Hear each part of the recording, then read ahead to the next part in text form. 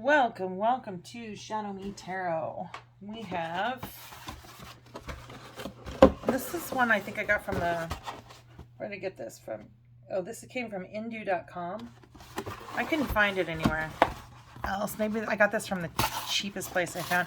I got this deck before. I'm pretty sure I did a video on it, and I complained about it the whole time because I was just learning about sacred geometry. And then I just bought it again.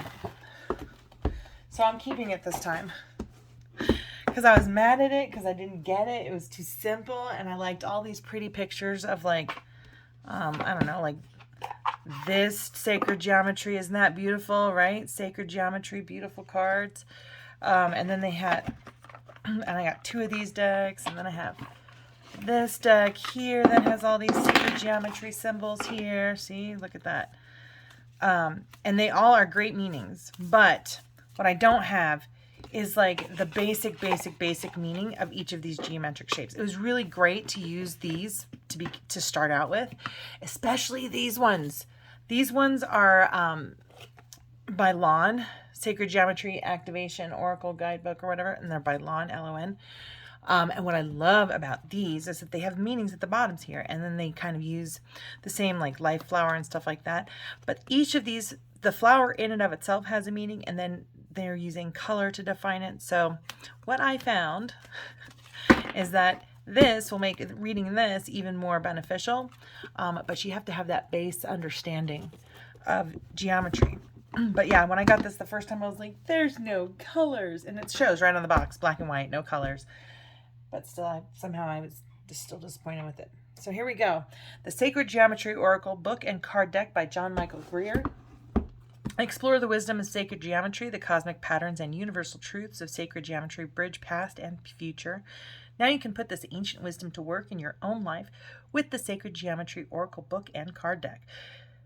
The Sacred Geometry Oracle contains 33 cards, each representing a basic figure or process in sacred geometry and relating to one of the basic patterns of the universe, which form the hidden structure of our everyday lives. The accompanying 268-page book presents in detail the meaning of each of the 33 cards and explores their esoteric philosophy and how the cards can be used for divination, meditation, and self-exploration. John Michael Greer is an award-winning author of more than 50 books, and there's a whole bunch of them. Lots of Golden Dawn stuff. It looks like he's Greer serves as the Grand Archdruid of the Ancient Order of Druids in America. So he's very much the Hermetic Order of the Golden Dawn. So he's not like a Rider-Waite guy. He's more of like a Golden Dawn guy. But they all have origins from the same kind of place, so and very similar. I think a lot of them are Rosicrucians, will follow Rosicrucianism, but it's kind of like Christianity, right? You've got the Catholic Church, you got the Methodist Church, you got the Protestant Church, you've got, I don't know, all of them, all the different variations that you have of Christianity. It looks like you have kind of similar for kind of divination as well, right? Golden Dawn, Rosicrucians, Hermetic, Kabbalah. There's so many different ones. And then I open up so many different decks too from all different cultures, you know, like I just did Whispers of Ganesha. So I enjoy this stuff. It's good. All right. So yes, just as I remember, this has an enormous book, which is great. It's important to that it has an enormous book and like that many cards. And then it's like, what do I do with these cards now?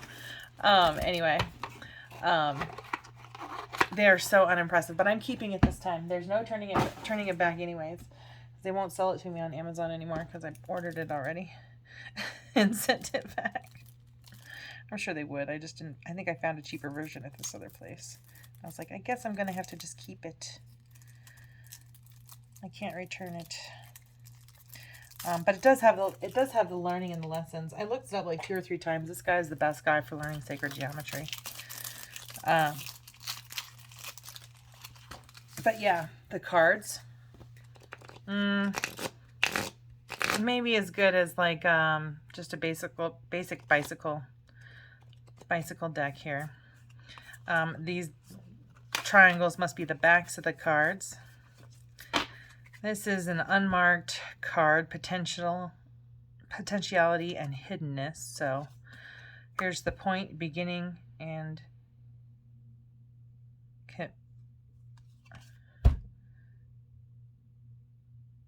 all right, so this one is weird. You tell me what you see on here. I see commit and rent.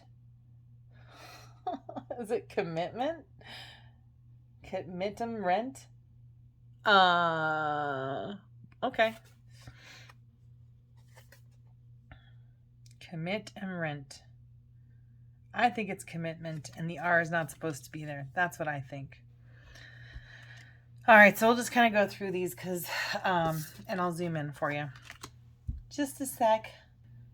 So yeah, let's take a moment to, I guess, look at the unremarkable cards we have here. They really are not remarkable at all. Yay, pretty leaves. Thank you. The unmarked card, potentiality and hiddenness. In the reverse, the point, beginning in the reverse, commitment. 3, the line, extension in the in the reverse, separation. 4, the circle, continuity in the reverse, repetition. I don't know how you tell if a circle's in reverse, unless, you can tell because of the card. 5, the ellipse, flow in the reverse, adjustment.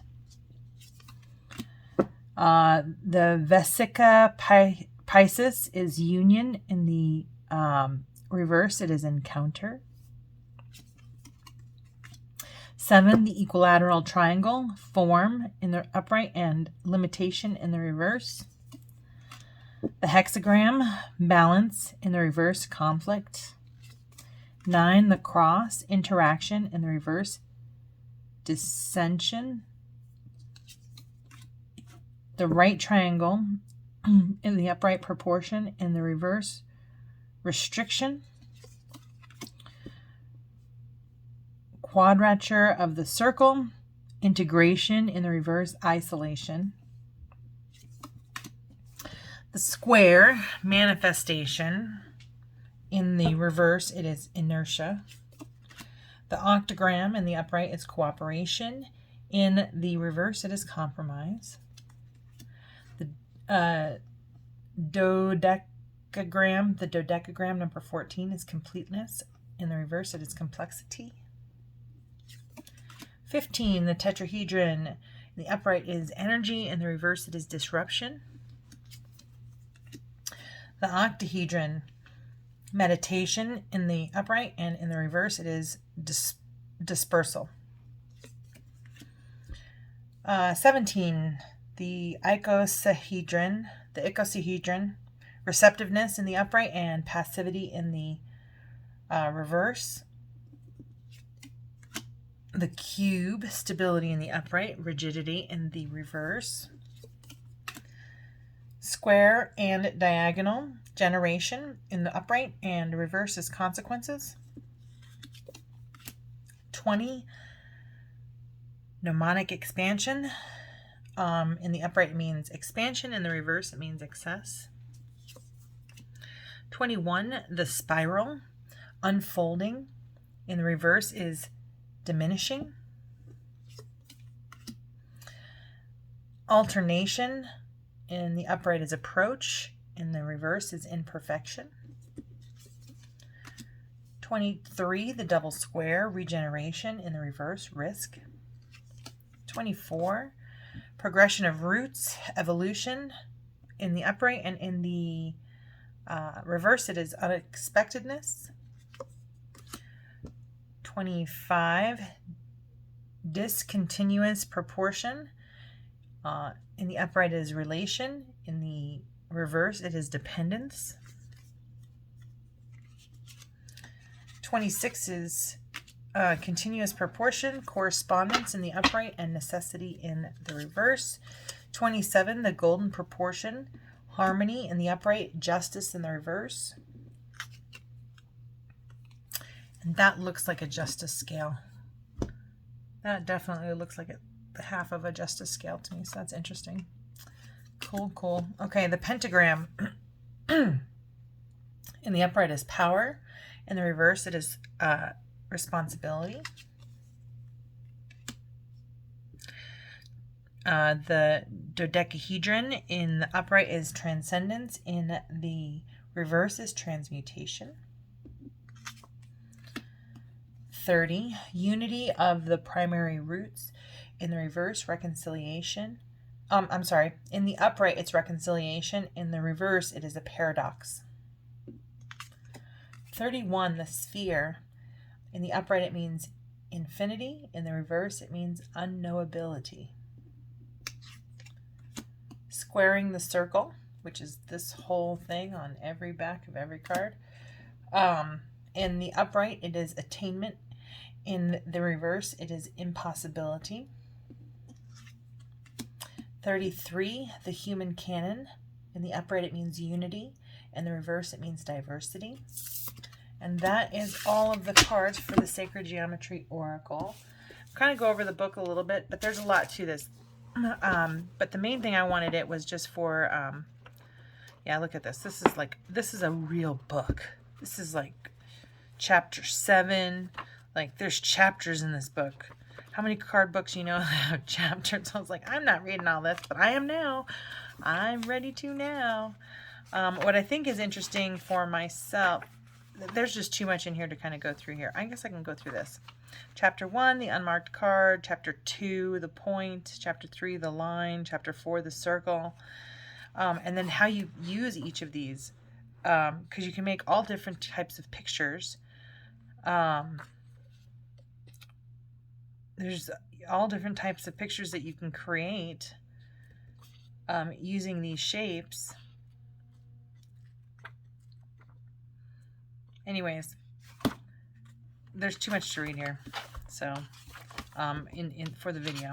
But this is kind of what it is. Let's see if there's anything in here. The Art of Divination. They do have sample readings. That's always one of the things I do like to see. So 223. Here we have some sample readings. So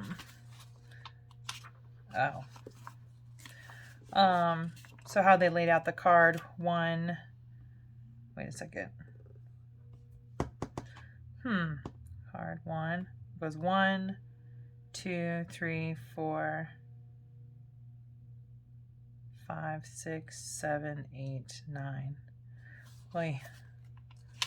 But it's like herself, the coworker who made the offer, what she stands to gain by taking up the offer, what she stands to lose by taking up the offer, what she stands to lose by not taking up on the offer. Her best response to the offer. So these are just sample readings. They're not actual readings. But this is a very well-researched book as well. I mean, like, he's actually got a big bibliography in here, like pretty, with the glossary. I mean, like, that's a lot. That's a lot of sacred geometry books to be reading. In any case, I will probably use this deck specifically to learn more about the decks that I do like to use. And since this is one of my favorite sacred geometry decks here, when I get something like the triangle here, I can actually go through and go, okay, well, what is this triangle? Here's that double thing there. So it means union and encounter. And then 10. Where's the triangle? Where's my triangle in here?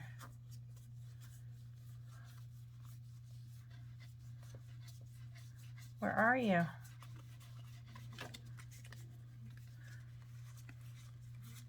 Oh, here it is. So now I can look it up, not just in this book here, which let's go ahead and just tell you what it means on a basic level. If you're wondering which book that one is, this is the Sacred Geometry Oracle deck. It's really one of my favorites. Really started getting some pretty great alignment meditations and seeing some of these when I was doing the meditations. So I'm really, really very grateful for this deck, but I did want to be able to read more into it. So here you can see that the triangle means form and limitation, and then the union and the encounter. So I feel like a union and encounter is taking form with this card. But let's see what it says here, because this says Trinity, triangle. Many things come in threes, beginning, middle, end, mother, father, child. Cosmologies of many world cultures view existence as having three levels. They teach us to access our lower selves through our connection with Mother Earth. Next is the quest to know our middle selves and the physical form. Finally, we communicate with our higher self, seen as coming from beyond, often from the Father, Son, or the stars. The synthesis of body, mind, and spirit brings balance, strength, and completion to our human experience. So this card right here denotes movement towards strength and completion. You're moving on a life path that puts you in touch with synthesis of the elements of growth, joy, and freedom. Wherever you are on that path, take a moment to acknowledge the progress you are making and renew your resolve to act in accordance with that, which strengthens and assists you in enjoying and fulfilling your life purpose. So I wanted to know, how did they come up with that meaning from these things? And I'm sure as I read this book, if I look up number 7, must be chapter 7. Gosh, I hope it's chapter 7.